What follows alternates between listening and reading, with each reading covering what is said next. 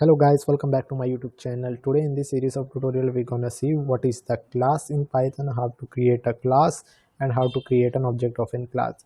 So if you have not seen the data structure videos of my Python series, then I will strongly suggest you to go over to the back of the channel and see those videos, as those are the fundamentals of these videos. So let us create another file name of class.py. Okay, so what is going to do is like create our class. We are going to create an object of our class and we're going to print the methods in it. So to create a class in Python, it is very simpler. You have a keyword called class, so simply hit a class keyword and put a name of your class. So it will say like tutorial. Okay, tutorial1. Okay, simply hit this way you can create a class, and inside this class you may have to create a constructor. So basically you have heard about the constructor, but in constructor to create in Python we have a different method. So in order to create a constructor in other programming language, the concept is like you need to create a function with the same name like we are having in a class, but in Python you need to create a def underscore underscore in it. So this is how you create a constructor in it. So what will happen is like whenever the object of this class tutorial1 is initialized, we are calling this constructor. So it will simply say like print uh, constructor called. Okay, so similarly we can create a constructor like this, and we can create another function using a def keyword. So let's say we are having a tutorial1, and inside this tutorial1 we are having a function or a method of name def code with me, code with me. And this is how we can create a function using a def keyword followed by a function name, opening and closing parentheses, and this colon, and hit enter. So guys, you need to make sure you properly add an indentation. So why do we need a indentation over here, guys? Python use the concept of indentation. So what happens in another programming languages is like we provide a semicolon at the end of a line to make sure the line is current terminated or the close, and this is how a compiler knows that this line has been terminated. But in Python we use the concept of constructor like four space bar. So if you're trying to put a one indentation, you need to provide a four space bar, 1 2 3 4, and similarly you can start coding from here. And this is how you need to code. So let's say we are saying print we love to code, and this way we can create our another function. Now let's say we want a function that return a value. So we can simply say def sum, create another function with 4 type of indentation, and we can say that will return a 10 plus 20. Or we can say we pass a value over here with a comma s, and that will return a plus s. Okay, that makes sense, right guys? So what we are doing over here function is like we're creating another function with a def keyword, which will take a value inside a parameter a and parameter s, and what it will do is return, it will simply return a plus s to our function, to our object. So this is how you can create a function and method in it. In order to run those methods or call those methods, we need to create an instance of this tutorial class. So how do we do that? Simply assign a object name. So in this case I can say obj1 equals to, okay, obj1 equals to, or we can simply give a better name over here like t1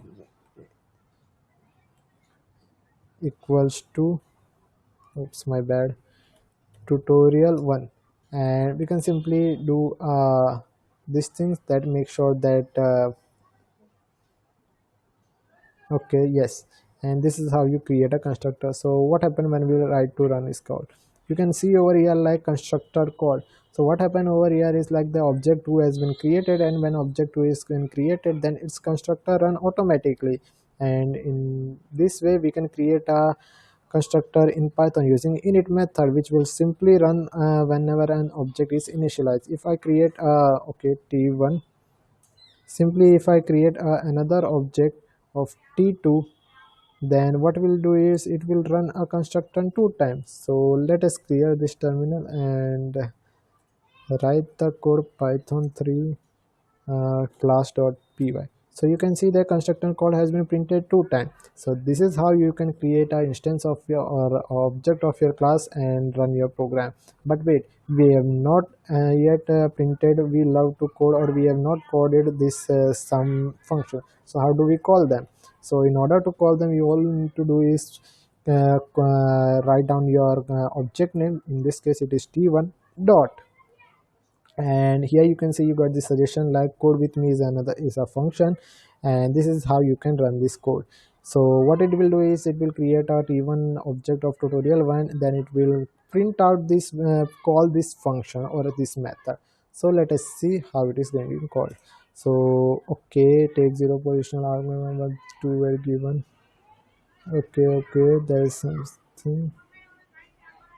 Okay, yeah, one more thing guys, in order to create a function you need to provide a thing called self. So if you are not providing a self keyword over here, then this will not going to run your system. This makes sure the object which are passing through it are the instance of this class. So make sure your self is written over here. So this is the cases why we are not running our program. So let us clear our terminal once again and write our program once again. So now you can see that it is been printed correctly. First the constructor was called correctly, and second we love to code has been called successfully. In the second case we can see like we need to create this sum. So let us call this t1 dot sum function or method by passing a two variable a and s. So in this case we are going to pass a and 20, but will it going to run or print something called 30 in our console? Let us see. So you can see we didn't get anything. Why?